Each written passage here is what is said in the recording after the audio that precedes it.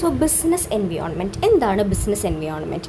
Business environment എന്ന് പറഞ്ഞു കഴിഞ്ഞാൽ ബിസിനസ്സിൻ്റെ സറൗണ്ടിങ്സ്, ഇൻറ്റേർണൽ ഫാക്ടേഴ്സും എക്സ്റ്റേർണൽ ഫാക്ടേഴ്സും എല്ലാം ഉള്ള ബിസിനസ്സിൻ്റെ സറൗണ്ടിങ്സിനെ പറയുന്നതാണ് ബിസിനസ് എൻവയോൺമെൻറ്റ്. ആ ഇൻറ്റേർണൽ ഫാക്ടേഴ്സും എക്സ്റ്റേർണൽ ഫാക്ടേഴ്സും ഈ ബിസിനസ്സിനെ എഫക്റ്റ് ചെയ്യും. അപ്പോൾ ഈ സറൗണ്ടിങ്സ്, ബിസിനസ്സിൻ്റെ സറൗണ്ടിങ്സ്, ബിസിനസ്സിൻ്റെ എൻവയോൺമെൻറ്റ് അല്ലെങ്കിൽ ബിസിനസ്സിൻ്റെ സറൗണ്ടിങ്സ്, അതിന് തന്നെയാണ് നമ്മൾ എന്ത് പറയുന്നത്? ബിസിനസ് എൻവയോൺമെൻറ്റ് എന്ന് പറയുന്നത്. So business environment means all the external and internal factors that surround a company and influence how it works, makes decision and grows. അപ്പോൾ ഇൻറ്റേർണൽ ഫാക്ടേഴ്സും എക്സ്റ്റേർണൽ ഫാക്ടേഴ്സും എന്ത് ചെയ്യും? ഇതിനെ എഫക്റ്റ് ചെയ്യും. ബിസിനസ്സിൻ്റെ ഓപ്പറേഷൻസിനെ, ഡേ ടു ഡേ വർക്ക്സിനെ എഫക്റ്റ് ചെയ്യും. Internal factors എന്ന് പറയുമ്പോൾ employees, management, customers ഒക്കെയാണ് വരിക.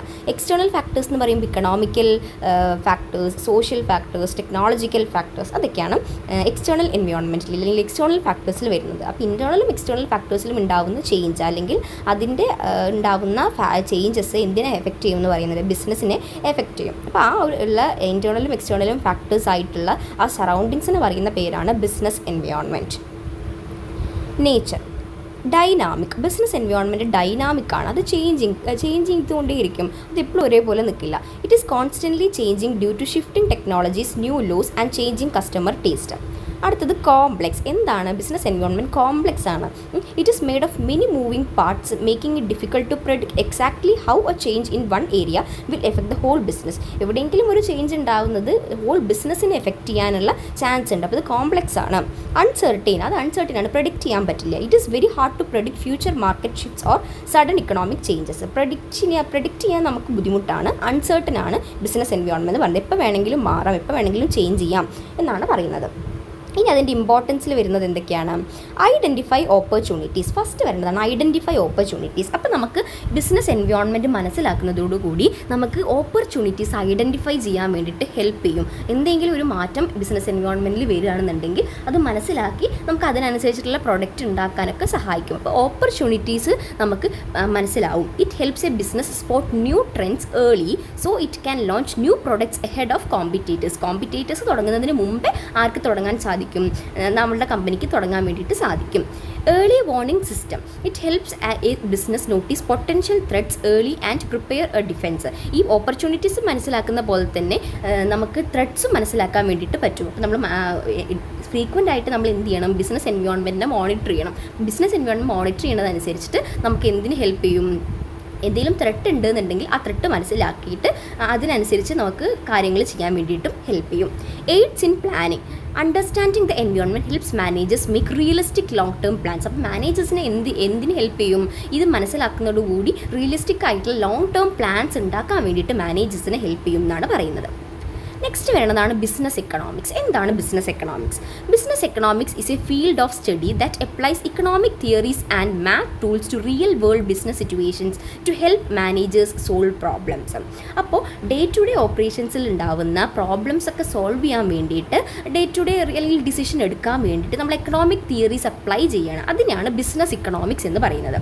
നേച്ചറിൽ വരുന്നത് pragmatic. It focuses on practical real world situations rather than just pure abstract theory. അവിടെ ജസ്റ്റ് തിയറി മാത്രമായിട്ടല്ല ഫോക്കസ് ചെയ്യുന്നത്, റിയൽ വേൾഡിൽ ഉണ്ടാവുന്ന ആ ഒരു പ്രാക്ടിക്കൽ സൈഡിനാണ് ഫോക്കസ് ചെയ്യുന്നത്. Managerial. It is highly focused on helping managers make everyday choices regarding cost, pricing and production. ഇത് മെയിനായിട്ട് help ചെയ്യുന്നത് ആരെയാണ്? മാനേജേഴ്സിനെയാണ്. എന്തിനു വേണ്ടിയിട്ട്? ഡേ ടു ഡേ ആയിട്ടുള്ള ഡിസിഷൻസ് എടുക്കാൻ വേണ്ടിയിട്ട്, കോസ്റ്റിൻ്റെ കാര്യത്തിലായാലും പ്രൈസിങ്ങിൻ്റെ കാര്യത്തിലായാലും പ്രൊഡക്ഷൻ്റെ കാര്യത്തിലൊക്കെ ആയിട്ടുള്ള ഡേ ടു ഡേ കാര്യങ്ങൾ, day to day decisions, choices ഒക്കെ എടുക്കാൻ വേണ്ടിയിട്ടാണ് ഹെൽപ്പ് ചെയ്യുന്നത്.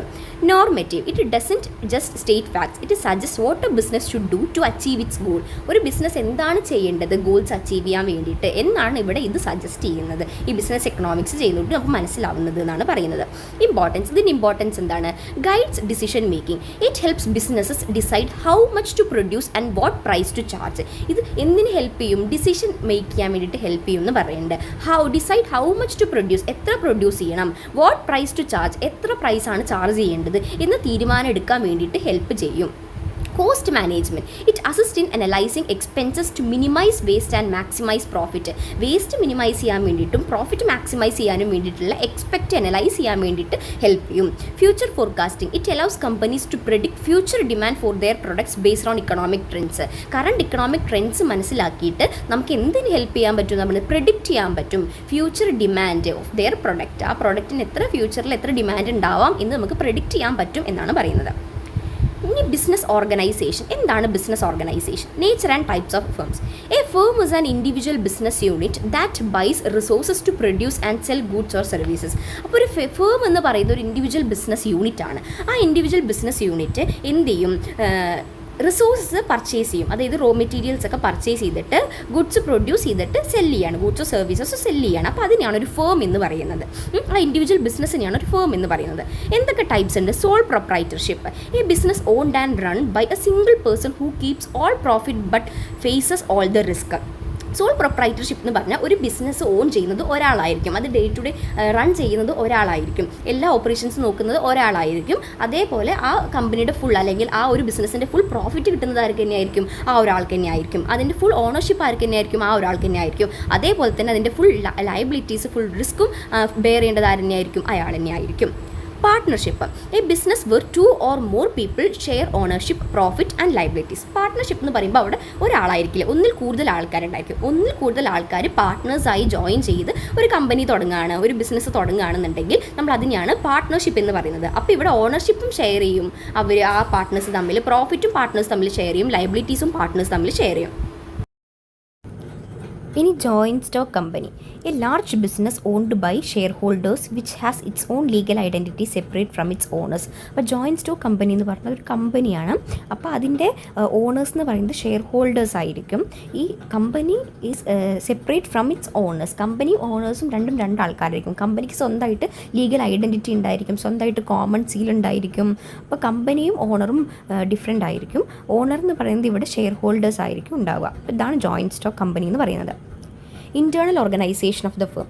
This refers to how a company structures its internal team, departments and power lines to control how decisions flow from managers to workers. Internal organization of the firm എന്ന് പറഞ്ഞു കഴിഞ്ഞാൽ ഫേമിൻ്റെ ഉള്ളിൽ എങ്ങനെയാണ് organise ചെയ്തിരിക്കുന്നത്, അത് ആരുടെ അടുത്താണ് റെസ്പോൺസിബിൾ ആയിട്ടുള്ളത്, ആരാണ് സൂപ്പർവൈസർ, ആരാണ് അവരുടെ സബോർഡിനേറ്റ്സ് ആയിട്ട് വരുന്നത്, ആരുടെ അടുത്താണ് അക്കൗണ്ടബിൾ ആയിട്ടുള്ളത്, ആണ് ഇൻഫോർമേഷൻ ആർക്കാണ് പാസ് ചെയ്യേണ്ടത് എന്നുള്ള കാര്യങ്ങളൊക്കെ, ഡിപ്പാർട്ട്മെൻറ്റ്സ് എങ്ങനെയൊക്കെയാണ്, അങ്ങനെയുള്ള ഇൻറ്റേർണൽ ആയിട്ടുള്ള കാര്യങ്ങളൊക്കെ തീരുമാനിക്കുന്ന അല്ലെങ്കിൽ സ്ട്രക്ചർ ചെയ്യുന്നതിനാണ് internal organisation of the firm എന്ന് പറയുന്നത്. Structure of industry. This describes how a whole market is organised based on the number of buyers and sellers ranging from many small competitors to a small dominant sellers.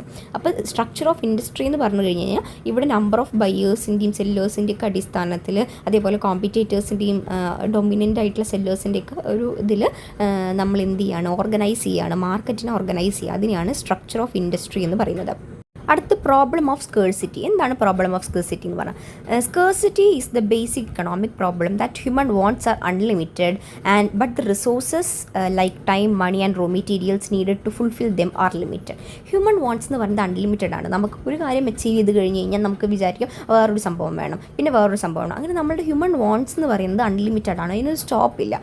പക്ഷേ resources അങ്ങനെയാണോ? അല്ല. Resources എന്ന് പറയുന്ന മണി, time, materials, raw materials അങ്ങനെ പറയുന്ന കാര്യങ്ങളെല്ലാം limited ആണ്. അപ്പോൾ അവിടെ വരുന്ന ആ ഒരു സിറ്റുവേഷനിൽ വരുന്ന പ്രോബ്ലത്തിനാണ് നമ്മൾ പ്രോബ്ലം ഓഫ് സ്കേഴ്സിറ്റി എന്ന് പറയുന്നത്. റിസോഴ്സസ് ലിമിറ്റഡ് ആണ്, പക്ഷേ ആ ലിമിറ്റഡ് റിസോഴ്സസ് വെച്ച് നമുക്ക് നമ്മുടെ അൺലിമിറ്റഡ് വാണ്ട്സ് സാറ്റിസ്ഫൈ ചെയ്യാൻ പറ്റുമോ? ഇല്ല. അപ്പോൾ റിസോഴ്സസ് കമ്മിയാവും അല്ലേ? റിസോഴ്സസ് നമ്മൾ യൂസ് ചെയ്യുന്നതോറും കമ്മിയായിക്കൊണ്ടിരിക്കും. പക്ഷേ നമ്മുടെ വാണ്ട്സ് കമ്മിയാവോ? ഇല്ല. നമ്മുടെ വാണ്ട്സ് ഇങ്ങനെ കൂടിക്കൊണ്ടേയിരിക്കുക ചെയ്യും. അപ്പോൾ വാണ്ട്സ് അൺലിമിറ്റഡ് ആണ്, റിസോഴ്സസ് എന്താണ്? ലിമിറ്റഡ് ആണ്. അപ്പോൾ അതിനാണ് പ്രോബ്ലം ഓഫ് സ്കേഴ്സിറ്റി എന്ന് പറയുന്നത്. Demand and supply. These are two forces that drive markets. Demand is how much of a product buyers want and can pay for. Supply is how much of that product businesses are willing to make and sell. Demand എന്ന് പറഞ്ഞു കഴിഞ്ഞാൽ ഒരു product എത്ര buyers വാങ്ങാൻ തയ്യാറാണ്, അവരതിന് എത്ര പേ ചെയ്യാൻ തയ്യാറാണ്, അപ്പോൾ അങ്ങനെ എത്ര പേര് അതിന് വാങ്ങാൻ ഓക്കെയാണ് എന്നുള്ളതിനെയാണ് നമ്മൾ ഡിമാൻഡ് എന്ന് പറയുന്നത്. അവിടെ പ്രൊഡക്റ്റ് എത്ര പേര് വാങ്ങാൻ റെഡിയാണ്, അതിനെയാണ് നമ്മൾ ഡിമാൻഡ് എന്ന് പറയുന്നത്. Supply is how much. എന്താണ് സപ്ലൈ എന്ന് പറഞ്ഞു കഴിഞ്ഞാൽ? നമ്മൾ പ്രൊഡ്യൂസേഴ്സ് എത്ര പ്രൊഡക്ട്സ് പ്രൊഡ്യൂസ് ചെയ്യാൻ അല്ലെങ്കിൽ സെല് ചെയ്യാൻ വില്ലിംഗ് ആണ്, അതിനെയാണ് സപ്ലൈ എന്ന് പറയുന്നത്. നെക്സ്റ്റ് ചോയ്സ് ആണ്. Because resources are scarce every individual and business must make choices about which good to buy or which products to manufacture. അപ്പോൾ നമുക്കറിയാം റിസോഴ്സസ് സ്കേഴ്സ് ആണെന്നുള്ള കാര്യം അല്ലേ. അപ്പോൾ അതുകൊണ്ട് തന്നെ നമ്മൾ ഇൻഡിവിജ്വൽ ആയിക്കോട്ടെ ബിസിനസ് ആയിക്കോട്ടെ അവർ എന്ത് ചോയ്സ് എടുക്കണം എന്ന് പറഞ്ഞിട്ട് എന്ത് ഗുഡ്സ് ആണ് വാങ്ങേണ്ടത്. അപ്പോൾ ഇൻഡിവിജ്വൽസ് ആണെങ്കിൽ നമ്മൾ എന്ത് ഗുഡ്സ് ആണ് വാങ്ങേണ്ടത്, അതേപോലെ മാനുഫാക്ചേഴ്സ് ആണെങ്കിൽ നമ്മൾ എന്ത് പ്രൊഡക്റ്റാണ് മാനുഫാക്ചർ ചെയ്യേണ്ടത് എന്നുള്ള ഡിസിഷൻ അല്ലെങ്കിൽ ഒരു ചോയ്സ് നമ്മൾ അവിടെ എടുക്കണം എന്നാണ് പറയുന്നത്. Opportunity cost is the value of the next best alternative that you give up when you make A specific choice. നമ്മളിപ്പോൾ ഒരു ചോയ്സ് എടുക്കണം, നമുക്ക് 2 ഓപ്ഷൻ ഉണ്ട് നമ്മുടെ മുമ്പിൽ. അപ്പോൾ നമുക്ക് അതിൽ നിന്ന് ഏതെങ്കിലും ഒരു ചോയ്സ് മാത്രമേ എടുക്കാൻ സാധിക്കുള്ളൂ. അപ്പോൾ നമ്മളൊരു ചോയ്സ് എടുക്കുകയാണ്, അപ്പോൾ നമ്മൾ മറ്റേ ചോയ്സിനെ സാക്രിഫൈസ് ചെയ്യുന്ന ആ കോസ്റ്റിനെയാണ് നമ്മൾ എന്ത് പറയുന്നത്, ഓപ്പർച്യൂണിറ്റി കോസ്റ്റ് എന്ന് പറയുന്നത്. നമ്മളൊരു ഓൾട്ടർനേറ്റീവ് ഒരു ഓപ്ഷൻ നമ്മൾ ചൂസ് ചെയ്യുന്ന സമയത്ത് നമ്മൾ മറ്റു ഓപ്ഷൻ അവിടെ സാക്രിഫൈസ് ചെയ്യണം അല്ലേ. അപ്പോൾ ആ ഇതിന് കോസ്റ്റിനെയാണ് നമ്മുടെ ഓപ്പർച്യൂണിറ്റി കോസ്റ്റ് എന്ന് പറയുന്നത്. Rational choice. A rational choice is a logical decision where a person or business weighs the cost against the benefits to pick up the option that gives them the highest benefit or for the lowest cost. അപ്പോൾ ഇതിലെന്താ പറയുന്നത്, rational choice ആണ്. അതായത് റാഷണലായിട്ട് ലോജിക്കലായിട്ട് നമ്മൾ തീരുമാനം എടുക്കുകയാണ്. അപ്പോൾ ഒരു പേഴ്സൺ അല്ലെങ്കിൽ ബിസിനസ്സോ എന്ത് ചെയ്യുന്ന പറയുന്നത് കോസ്റ്റിനെയും ബെനിഫിറ്റിനെയും കൂടിയും കമ്പയർ ചെയ്യണം. അപ്പോൾ low cost with high benefit ആയിട്ടുള്ള പ്രോഡക്റ്റ് അല്ലെങ്കിൽ ചോയ്സ് ആണ് നമ്മൾ എന്ത് ചെയ്യുക, ചൂസ് ചെയ്യുക. Highest benefit for the lower cost. അപ്പോൾ ഇത് കമ്പയർ ചെയ്യുന്ന സമയത്ത് നമ്മൾ ഡിഫറെൻറ്റ് ചോയ്സസ് കമ്പയർ ചെയ്യുന്ന സമയത്ത് അതിൽ ഹയസ്റ്റ് ബെനിഫിറ്റ് തരുന്ന ലോവസ്റ്റ് കോസ്റ്റ് ആയിട്ടുള്ള പ്രൊഡക്റ്റ് ഏതാണോ അതാണ് നമ്മൾ എന്ത് ചെയ്യുള്ളൂ, ചൂസ് ചെയ്യുള്ളൂ.